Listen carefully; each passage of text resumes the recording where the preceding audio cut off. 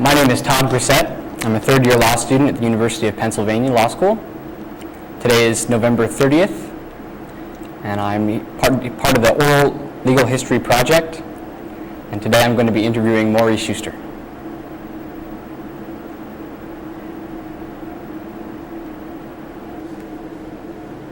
Tape is rolling. 5, 4, 3, 2, 1. Good afternoon, Maury. Todd, how are you? Doing great, thanks. Maury, we're here today to talk about your history, to get your oral history. So let's start at the beginning. Tell us a little bit about when you began your childhood. Well, Todd, if you don't mind, I think I'd like to go a little before that. The reason for it is to understand my childhood, you have to go one generation before that. And where I like to start is with my grandfather. That's my mother's father. In 1913, my grandfather, who lived in a small town with his family called Libana, which really sort of was sometimes Poland, sometimes Russia, if you can understand that geographical border, because of depending what country particularly took over that territory, had heard from his sister, who had migrated or emigrated to the United States earlier, that the United States was the land of milk and honey, and this was a land of great opportunity. So in 1913, my grandfather decided on his own, leaving his family, which is his wife and 6 small children, alone, and he emigrated to the United States. His intent at that time was to get a job and show that he could support his family, and then bring his wife and 6 children to the United States with him. But unfortunately, history intervened, and that history was the First World War. And because World War I broke out in 1914, he did not hear or see his family for 8 years, 1922.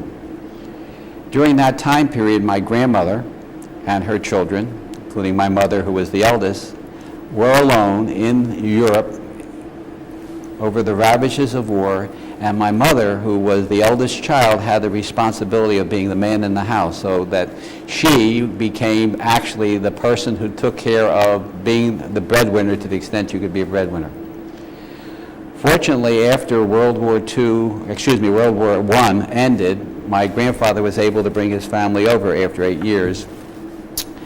And my mother came with her brothers and sister, and was in this country.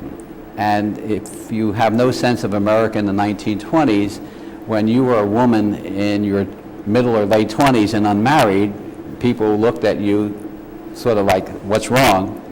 So my grandmother and grandfather were so concerned, they made arrangements for my mother to return to the homeland, to this small town where she was raised, because there was a young man who was interested in emigrating to America. And my mother returned and spent a year there, met my father, and she was married in Poland. And she stayed there because she was waiting for my father to get papers so he could emigrate to the United States. In the interim, I was created. And my mother was pregnant, and she went to the American consulate in Warsaw, and she was told that if her child were born in Poland, he would not be a United States citizen at that time. So she left my father and came back to the United States so she'd give birth to me. And then finally in 1930, 2 months before I was born, my dad came over, and we were all in the United States together. And that's how I came into being. I was almost a Polak, almost. Where were you born? I was born in Philadelphia. I was born at a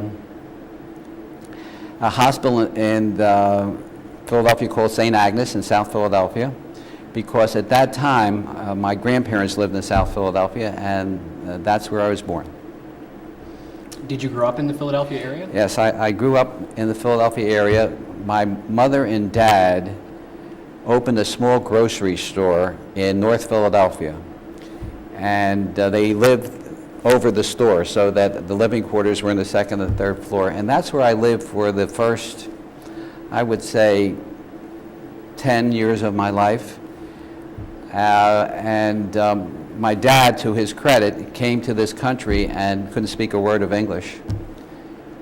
And he, in the midst of all that, was able to start a small business to keep his family in food and learn the language. And my mother did know the language and helped them along. And we lived together with the business, so to speak. And my parents kept very long hours.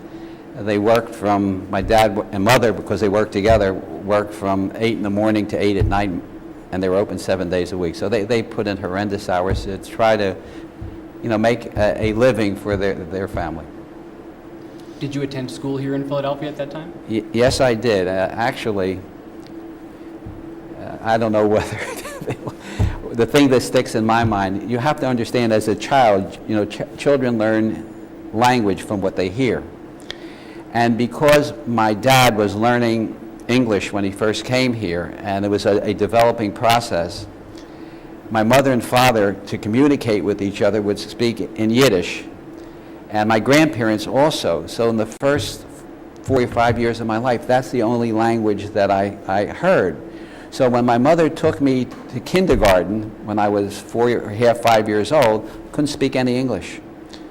So the teacher was aware that I learned to speak English when I was 5 years old, starting when I started school. That's where I first started to learn English. So actually, I have really no recollection about that, but my parents kept telling me that I didn't learn to speak English until I was about five years old.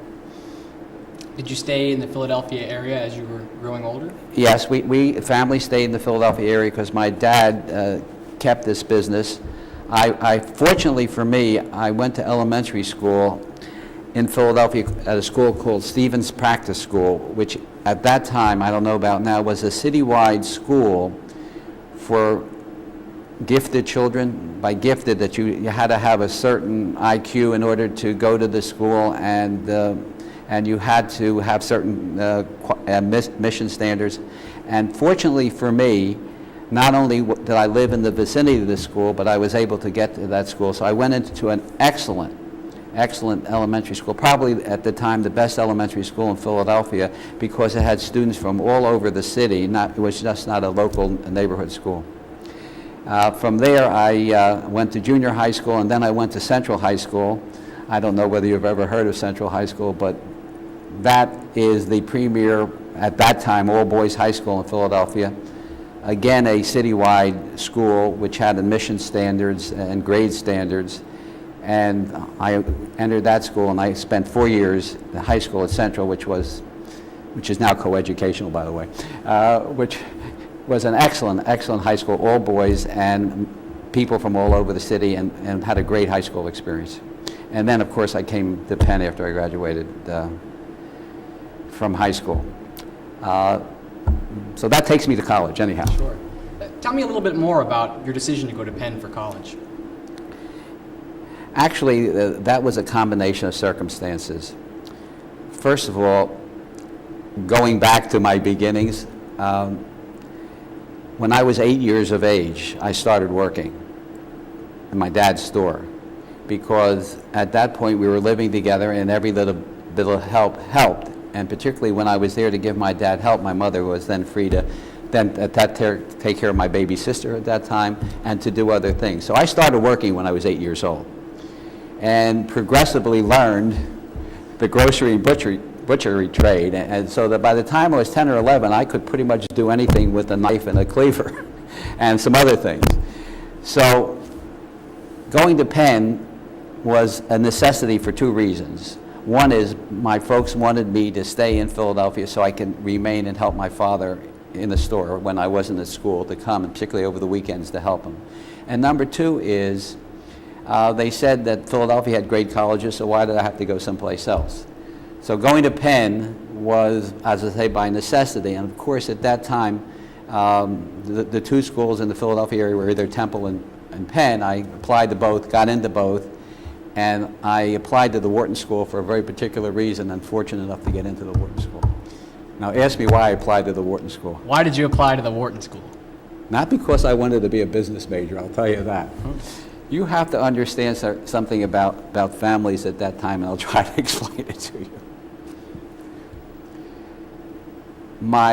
I told you that my grandfather's sister had come to this country earlier. Well, his sister had a son, and this son, who was a cousin of mine, became a doctor.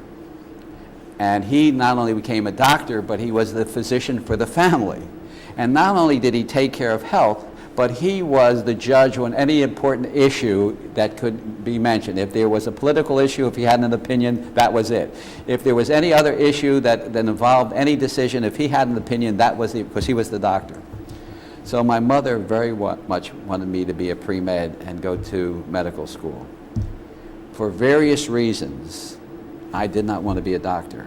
And I'll tell you a couple of them. Number one is I turned blue at the sight of blood. Number two is I got 1 D in high school, and it was in chemistry. And number three is all the pre-meds in high school, boy, they were tough competition. So I figured I don't need that. So I said to myself, what way can I insulate myself from going to medical school? And I decided, my mother didn't know this, if I went to Wharton School, I couldn't be pre-med at Wharton School. So that's the reason I applied to Wharton School, to avoid saying to my mother, well, now I'm going to apply to medical school. Because when she said, when are you applying to medical school, I said, I'm sorry, I can't. But that's one of the reasons. Actually, there was a secondary reason, too. I had been given a lot of thoughts about law and the practice of law, even when I was in high school. And I wasn't sure whether I wanted to go to law school or if I could get into law school. But I said to myself, keep your options open. And I thought if I decided to go to law school and had a degree from Wharton, then I could combine that business degree and the law degree, and it would make me probably very marketable for some corporation or representing some large business interests, because I had a sense of both areas. The irony of it is I never went there, but that was my thinking at the time, Todd. Did you ever consider working in any other fields other than law? Yes. What? Now, this has to be between us, basically, and whoever looks at this tape. I had some yearnings and thought to becoming an actor. That was one of the things that always caught my interest for a number of reasons. One is I had the type of personality I thought that lent itself to acting. I had performed in a number of as a teenager, amateur shows, and enjoyed it very much. So I thought to myself, maybe acting would be the thing for me. And then I decided that I have to be more practical because you got to eat. So I decided maybe I could use my acting skills with my legal skills and then do something to combine both. So to carry that thought further, besides graduating from law school, I'm also one thesis away, which I never wrote, from a master's degree in speech and drama. And when I took that master's, I did a lot of theater work and enjoyed it very much. But then I decided maybe I could use that maybe as a trial lawyer and use the skills that I thought I had learned in being an effective advocate. So that's how I try to combine what that thought maybe I could be an actor. I guess had I tried and been successful, maybe, but I wouldn't have been successful, I don't think. So yeah, that was my other flight of fancy. How about your decision to attend law school here at Penn? How did you come to that choice? Well, a couple of reasons. Number one is,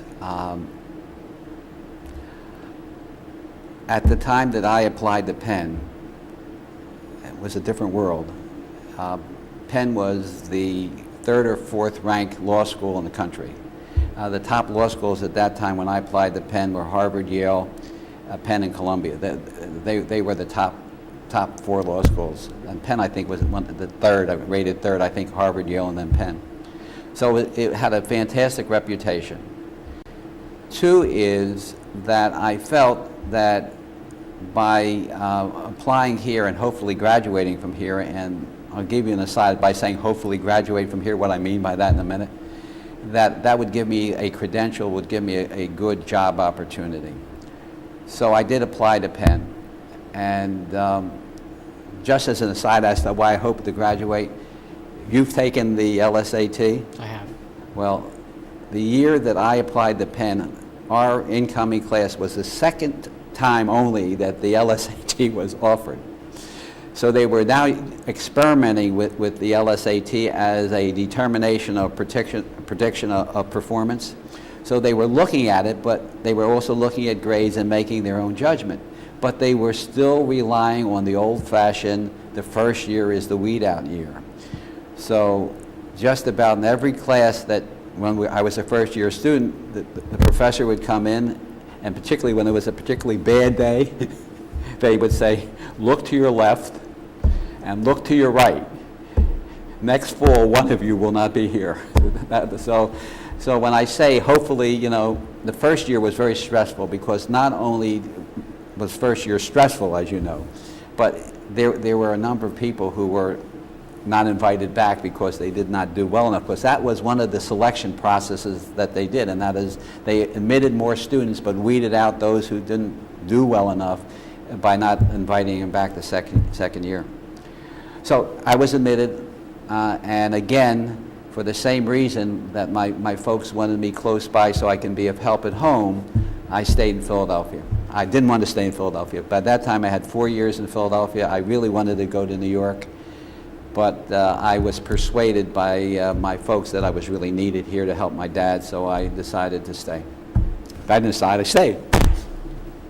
So you continued to work at your parents' store throughout? Yes, I continued when I was in law school, because I was spending, particularly in the first year, so much time with my studies that the amount of time did, but on the weekends, Saturday or Sunday, or Saturday and Sunday, I would be with my dad so my mother could be home. Yeah. What was your law school experience like? You've told us a little bit about the first year and the weed out intimidation. Do you have any more memories? Well, yes, I have a lot of memories of law school, because that was probably one of the best 3 years of my life for a number of reasons. I said one of, because I've had a lot of great years since. I want to tell you that candidly.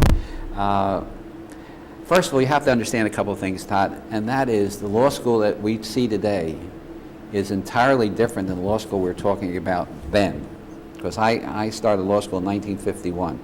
The reason why I started law school in 1951, I started at Wharton in mid-year, because when I started in Wharton, they took mid-year classes, and then they stopped doing that.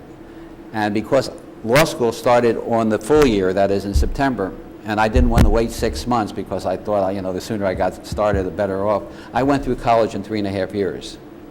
So I was one of the youngest persons in my class, because I had gone through college in 3.5 years. And number two is, we had a lot of returning veterans in our class. That is, people who had delayed their education because of World War II, and were now coming back and trying to catch up with their education. So there were a lot of older people in my class. When I say older, when I started law school, I was 21. There were people who were 28, 29, 30, 31, 32, who had not spent their time getting their PhDs, like some of the current students here, but had spent their time in life.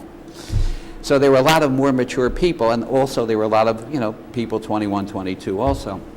The other thing is the whole structure was different. If you can picture Silverman Hall, where we are now, that was the law school. Everything was self-contained there. The classrooms, the faculty offices, the Bill of Law Library was up on the second floor here, so this building was it. The other thing is that the composition of classes were, as far as the students are concerned, entirely different. In our class, we started out with 107 students, 4 women, 1 African American. That was it.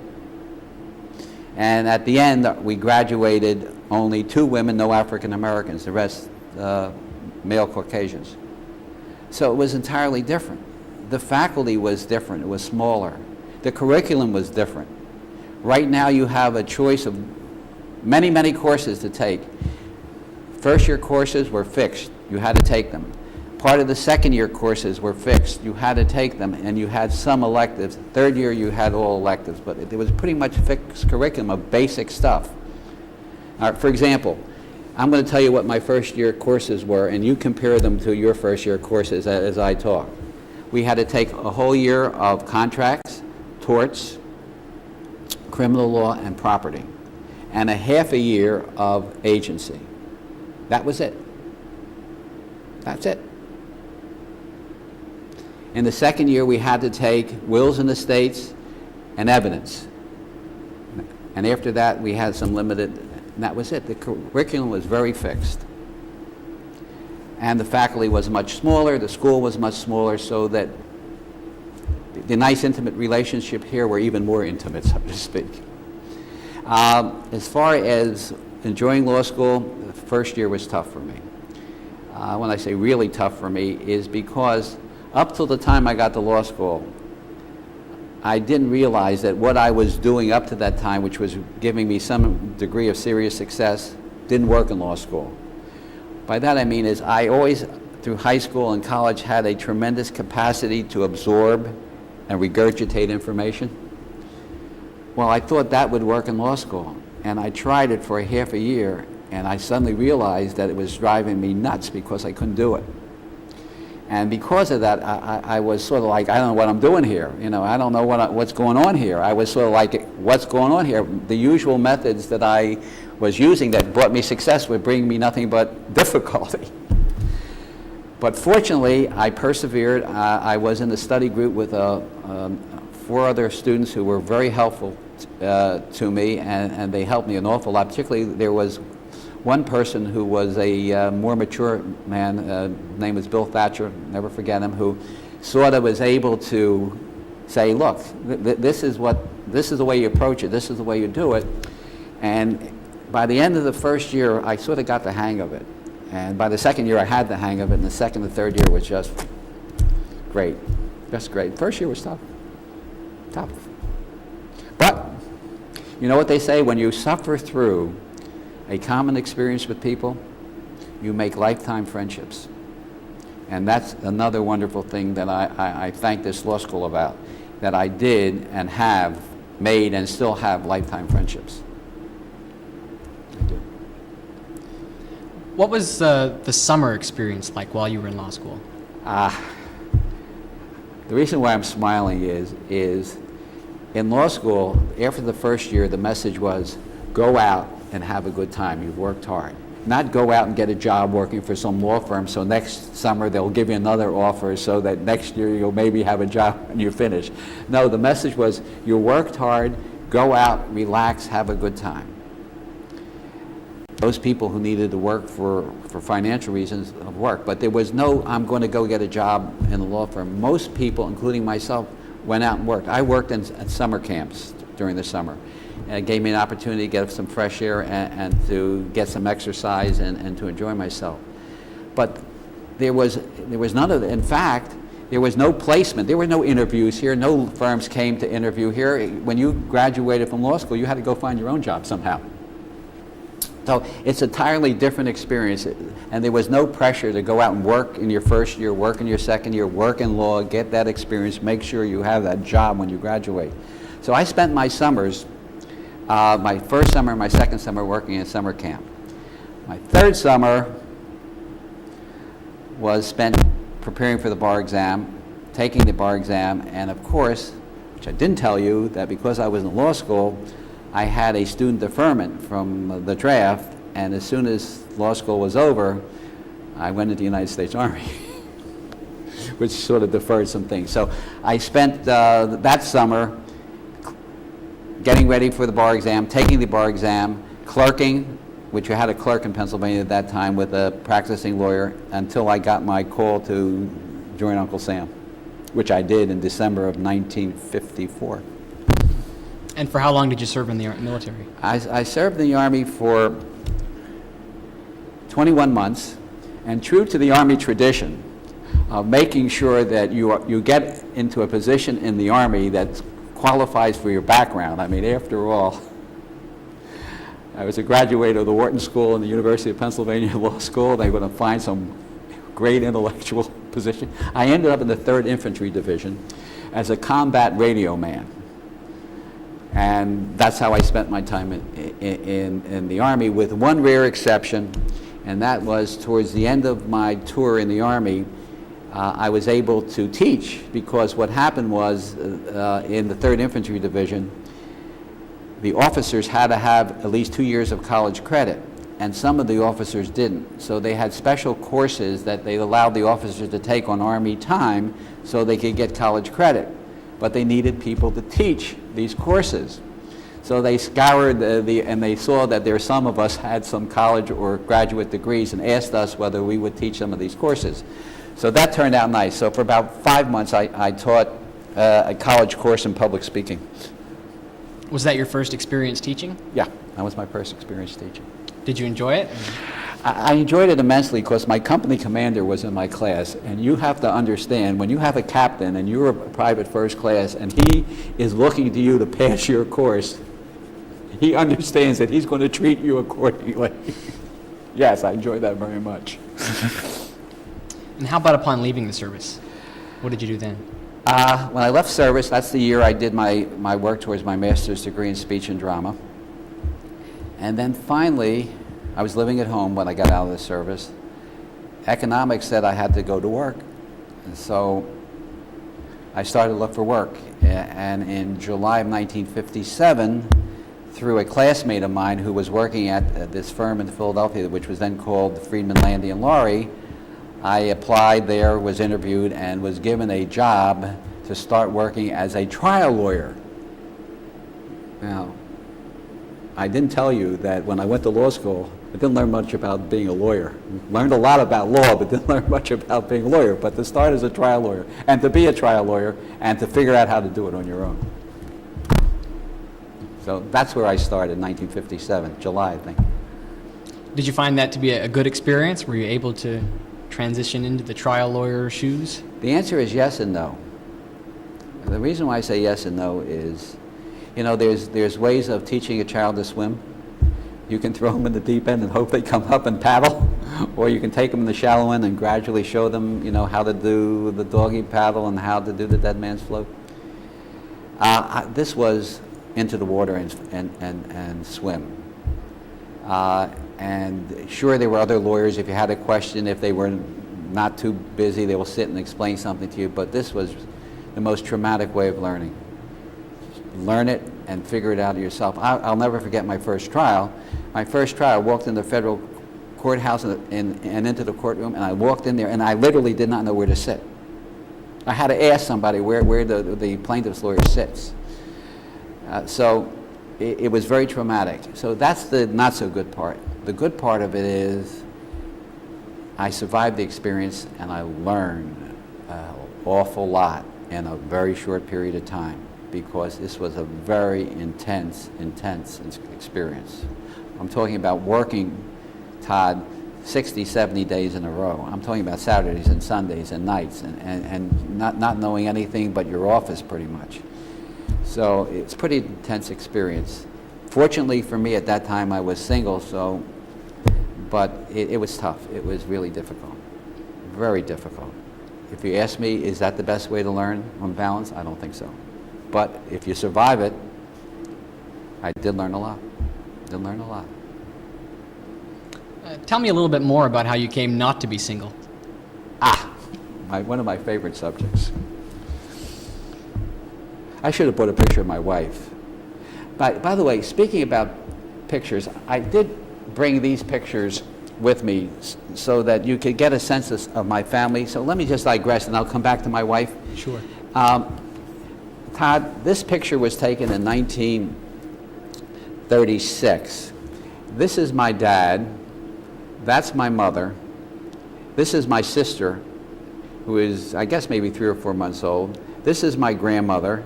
This is my grandfather, who I told you about, who emigrated. Now, this is interesting. This is this is my Uncle Jack, and this is my Aunt Rose. My Uncle Jack and my dad are brothers. My Aunt Rose and my mother are sisters. So two brothers married two sisters.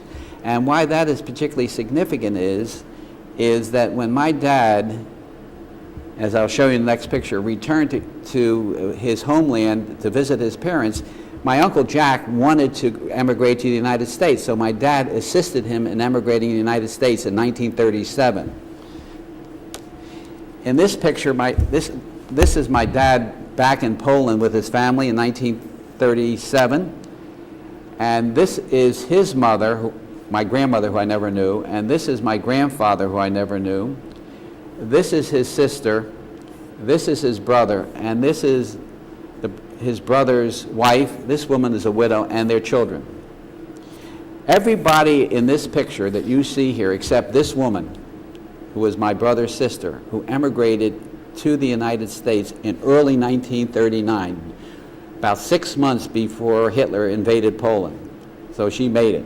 Everyone in this picture, except my dad and this woman here, everyone was killed by the Nazis in the Holocaust. Everyone. Part of the family I never knew. Now my wife, the joy of my life. And I say that with all happiness, because this December, Christmas Day, Todd, we'll be married 41 years. And I met my wife on a blind date. And it was very briefly, I'll tell you just a brief story how I met her. I was practicing at Friedman, Landy & Laurie, and there was another lawyer at Friedman, Landy & Laurie who was also a bachelor. So we had on occasion would talk about, who we knew and who we were seeing. He came up to me one day and said, look, I got this number of this woman, and she's supposed to be very nice, but she lives out in your way, where you live, and it's so far for me to get out there. Why don't I give it to you, and you call her? Because she's too far from where I live. So about a month later, I had nothing better to do, so I called and found out that the number had changed, and in fact, this woman had moved to very, very close to where my friend now lives. So had he bothered to check, he would have known it was available. So I said, well, I have to now call her. And I call her, and we spoke, and we met 2 days later, and the month after that, we were engaged. So it was and married in 3 months. So it was a very, very, very, very quick relationship. Absolutely the rock bottom of my happiness, a source of really all my joy, and she has just been a wonderful companion and partner in life. When I've been low, she's been there picking me up. When I get high, she makes sure I'm not too high. Don't get too full of myself. She has been just a tremendous, tremendous companion in life, and one of the things that keeps me joyful. Tell me a little bit more about how you came to teach at Penn. Well, like they say, everything has prologue. So I'll give you a prologue, and then I'll tell you how I came to teach at Penn. After I'd been to Friedman, Landy & Laurie for 9 years, and spent a lot of time learning a lot about being a good advocate, and hopefully a persuasive advocate. I also, by that time, had a wife and 2 children. And I was not seeing my wife and 2 children too much. And I started to ask myself, well, is that the way I wanted to go through life? And whether I wanted the law to be that jealous mistress that you hear it can be, and to the exclusion of everything else. And I just decided that no, I looked at the other lawyers that were older than I at the firm, who had spent many more years than I, and I saw their sorrows. And that is, although they were very successful as lawyers, although they had been financially successful, they had regrets that they were never there while their children grew up. And I didn't want that to happen to me. And I decided the only way that could happen is that I had to forge my own professional life. By the way, this leads up to why I teach, why I got to teaching, believe it or not. Anyhow, I then left and went into practice for myself, and over the next, 15 years, did various things in practice at that time. And in 1974, for the first time, I got involved with another firm where I was with in a very, very complex antitrust class action against 19 banks in the Philadelphia area. And the case involved how they charged interest on their home mortgages. The details of the case are not important, but it was very complex, was very bitterly fought, and I spent a lot of time on the case. It lasted for about 7 years. And in 1980, the case, just when it was about to go to trial, came to a very, very successful conclusion.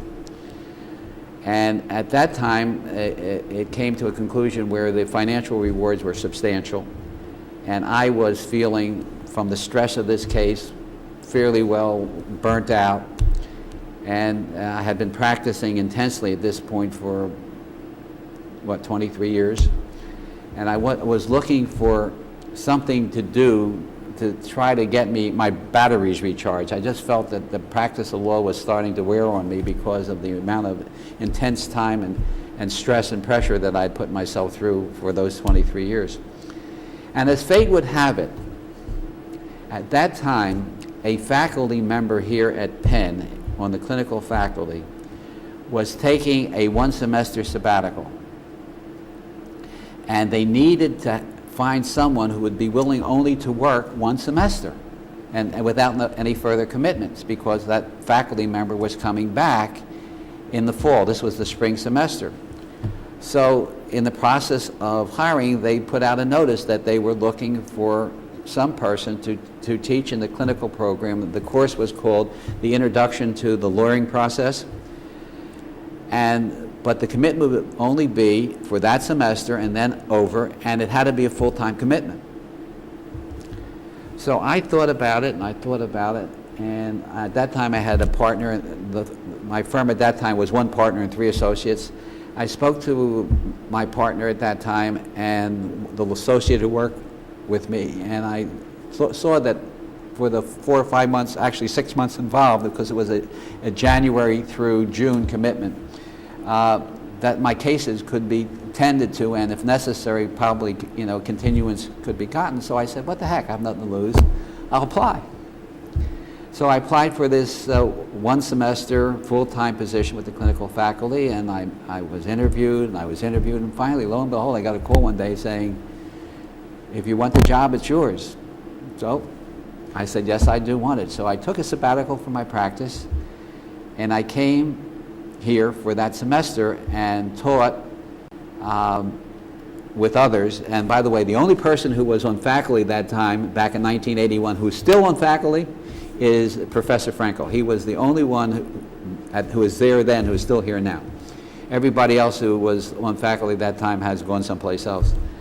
And we taught this course called The Introduction to the Lawyering Process, which actually is the forerunner to what's now called the Civil Practice Clinic, I think.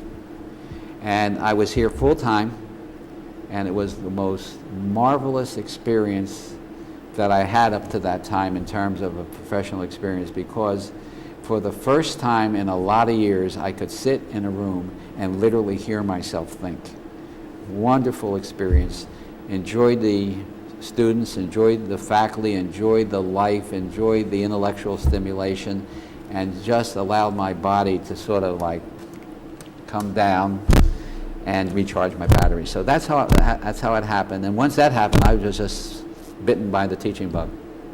So what happened that June when your position ran out? When my position ran out, I then went back to full-time practice of law.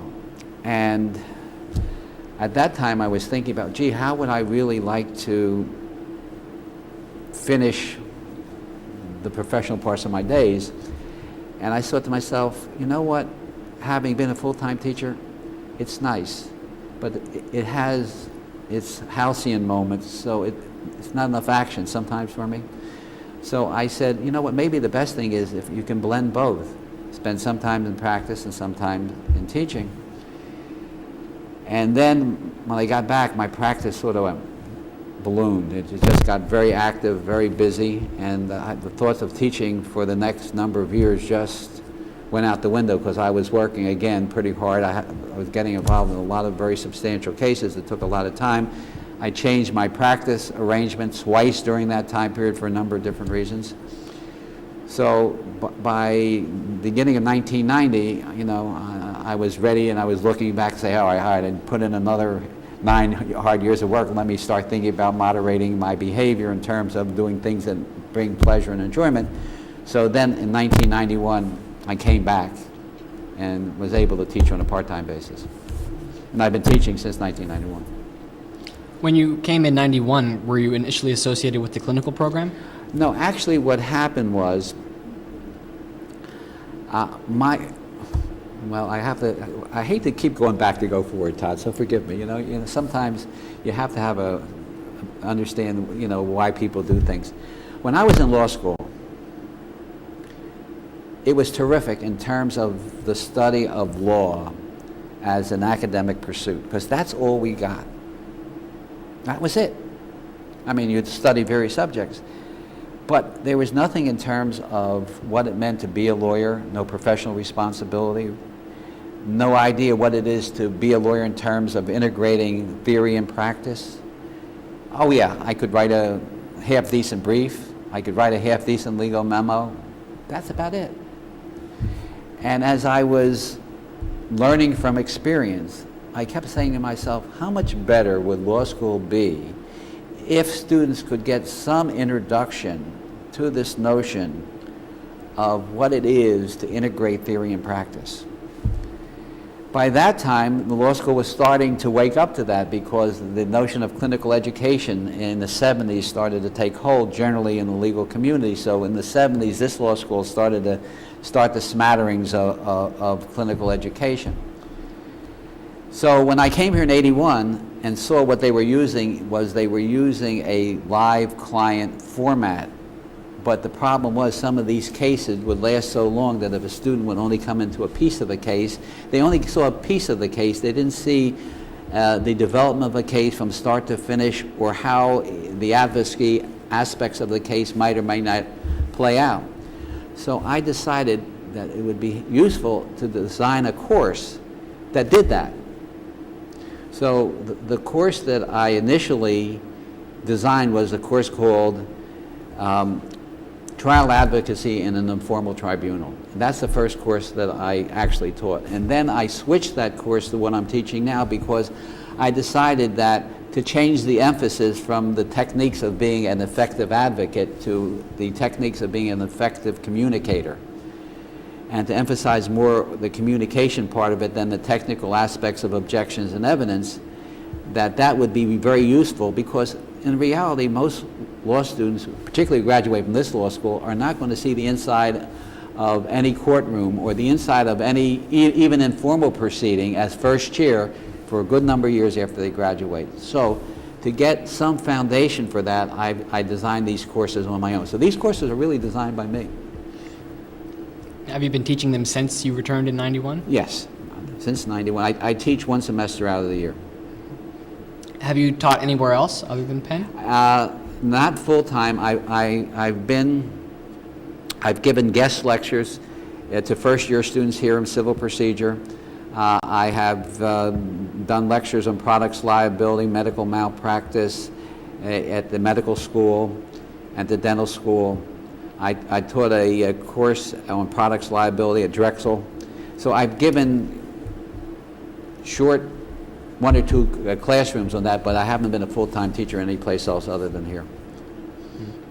You've been a part of the Philadelphia legal community for quite a long time. True. How have you observed its changes over the years? There has been significant change. And you know the old saying is the good old days are always better. When I was a young person, whenever I used to hear that, I used to say, that's just an old man talking. This is an old man talking. What can I tell you? It's an old man talking. There's significant changes. Let me just tell you about the Philadelphia community, and I assume this is true in large metropolitan areas. When I became a practicing lawyer in 1957 and joined the Philadelphia Bar Association, there were 3,500 lawyers in the association. Today, I think there are 14,000. When I started practicing law, because of the law I dealt with, I was dealing with the same 10, 20 lawyers one time or another. So we got to know each other. We got to know who was what and who you could trust and who you couldn't trust and who you had to, but we knew each other. And so therefore we dealt with each other based on our experiences with each other. Today, if you come into any dispute, you're meeting a person for the first time and you don't know who they are, what they are, and whether they're going to do the scorched earth with you or practice in a civilized manner with you. So everybody is pretty much, you're feeling yourself out for the first time. The other thing is the composition of the bar. Very few women. When I joined the Bar Association, now I don't know what the statistics are, but a very substantial number of women, minorities, Asians. So there's more of a cross section. So you're meeting more and different interesting people in the sense of where they come from, their life experiences. The other thing is with the new modern technology that we have now, and it's always a wonder to me, when I'm walking down in the street and I know I'm seeing a lawyer and he's walking with his cell phone and he's talking while he's walking, and it's a wonder to me, why every moment has to be an important moment, or when they get back to their office, they have their 200 emails that they have to look at. What the technology boom has done to the practice of law. I myself have distanced myself from that because I still believe that law should be a person-to-person practice, both in terms of relationship between lawyers and clients and lawyers and lawyers. So I try to keep my communications, although I do have email capacity through my secretary, to telephones and person-to-person, and I try to keep my practice and my relationships with people as human to human as I can. Your beginnings are important to everything that you've done, it seems. How would you say that your experience as a law student at Penn has affected your teaching here? Well, you've been a victim of the Socratic method, haven't you? Well, let me tell you something. So have I. And one of the things, varying things, and the Socratic method has its value, but sometimes I've always felt that the Socratic method is really to make you feel that you're not really as smart as you think you are, and the person who is working it on you is a lot smarter than you are. But that's just taking it personal. I just think it's a teaching tool that helps you learn. And I think it does have some value. So yes, it's helped me. It's helped me in this regard because I think, particularly the students I teach, and I teach third-year students mostly, that the Socratic method should be minimized. By that time in life, you should be teaching different ways. You should be teaching in a more cooperative, a more sharing sort of way. So yes, for me, yes, I because of my experience with the Socratic method and because I think it does have value, but not the value that some people think it has, I tend to minimize it in my teaching and use other methods. If that's comparing experiences for you. You've been involved in a lot of organizations ranging from alumni groups to bar association committees, judicial search committees. What sort of a role has participation in those activities played in your life? Well, I've learned some things positive and I've learned some things negative. The positive things is I've always felt that as a lawyer and as a human being, and I guess I really should say more as a human being than as a lawyer, because one of the things I have concluded for myself, and it took me a while to learn it. This is just for me. People might think differently. When I first started out after graduating from law school and practicing law, I always thought of myself as a lawyer who. And the way I used to know that is that when I used to sit around the dinner table and with my children, and we used to talk to each other, either my wife, my daughter, or son, somewhere in a conversation would say to me, "Stop cross-examining me." So I decided after a while, it's better to be a lawyer who than to be a person who is a lawyer.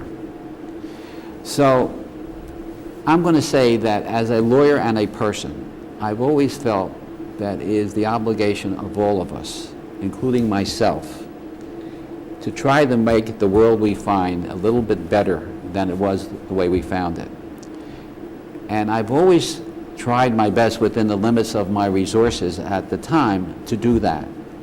So part of the activities that I engaged in bar association activities, and to try to make the legal system better, I was always interested, because I was an active trial lawyer, of trying to make the process of justice through our court systems better by improving the method of way judges are selected in Pennsylvania, in trying to make sure that even under the current system, the best possible people are brought into the pool and selected, to give back in terms of making the profession a better, more ethical workplace. All those things I felt were important to do to make the world a little better. But on the other hand, having served on a lot of lawyer committees, I think there is some truth, not all the time, to what someone once said, and this is not original to me, that lawyers form committees spending hours to make minutes. And I think, from my experience, many times that has happened, and the minutes get torn up and they get started all over again. So yes, there's pluses and minuses to that. It's a long, ongoing process, but I think we all have to serve our profession and serve our community to try to make the world a little better. What other advice would you have for a young lawyer just starting out after graduating from Penn Law School, trying to figure out how to balance professional and personal life? Well, and that's difficult because everybody's value system is different. I can only talk about an approach that has worked for me, and I can't say it's going to work for you or anybody else. But what I have found is this: circumstance has a lot to do with how you deal with life. And to a great degree, you don't have control of those circumstances, whatever they may be. They may be financial stress, health, circumstances, family. They don't. But you do have control to an extent as to what you want to do with your life, and maybe you can even overcome some of these things. So this is looking back from experience, Todd. This is not some brilliant scheme I had going through life, because you know what they say, hindsight is the best. What I tried to do in fact I did this, I would say starting in college. I used to, forgive me the old I used to have 5-year plans. And what I used to do is I used to say, here I am, and where do I want to be in 5 years, and what kind of person do I want to be in 5 years? And then the 5 years would go by, and I say, well, here I am, and I would see all the things I failed in those 5 years, and I say, all right, I'll try. And I used to do that. And what I have found is that as I grew older, I began to realize that those things that I thought were so important, as I got on later in life, really weren't that important. For example, when I first started practicing law, just like I always wanted to be the best student, never was, but always wanted to be the best lawyer. And I worked so hard to be the best lawyer anybody would know, and then I said, okay, so I'm going to be one of the best lawyers. And then, okay, I'm pretty good. And then I wanted to always win. Sometimes I won, most of the time, sometimes I didn't. So I kept saying to myself, and let me tell you something, when you put that much pressure on you, you tend to live your life in emotional highs and emotional lows. And I'm speaking for myself. And when you live your life with emotional highs and emotional lows, you tend to live your life in extremes, and then you feel like you're on a roller coaster all the time. So what I began to realize is that those things are really not that important. They're important, but really not that important. That you have to define what really counts in life. And what really counts in life is knowing who you are, what you want to do, and hopefully doing it as close as you can. So, right now, for example, you can talk about being successful, and people can talk about being successful on many different levels. And I do want to say that I think I have learned how to be very successful in life and very happy in life.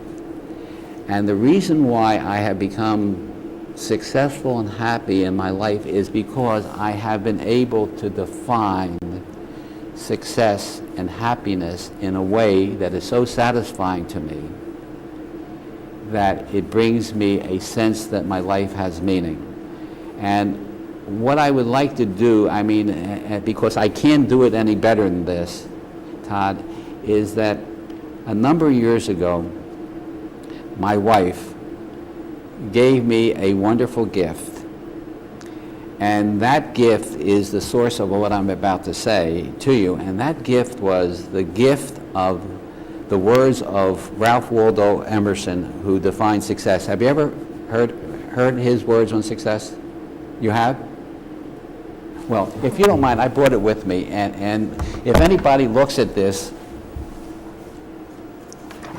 I like to read it, because to me, this is what I have tried to do in my life for the last 15 years, hope to continue to do in my life, and if I continue to do it, I'll feel that I have been a true success.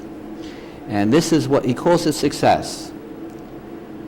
Success, to have laughed often and much, to win the respect of intelligent people and the affection of children, to earn the appreciation of honest critics and to endure the betrayal of false friends, to appreciate beauty, to find the best in others, to leave the world a bit better, whether by a healthy child, a garden patch, or a redeemed social condition, to know even one life has breathed easier because you have lived. This is to have succeeded. And that is how I've been trying to live my life and to succeed and be successful. And if anybody feels there's value in those words, I think they'll find joy if they can live them. Well, thank you. And thank you for coming and talking with me today. And it's been a wonderful, wonderful part of the Oral Legal History Project, getting what's in your brain and preserving it for everyone to share. Well, thanks for giving me this opportunity, because, talking about yourself is, lawyer's joy. Thanks again, Maury. Okay. Did we do an hour? Oh, man, we did, didn't we?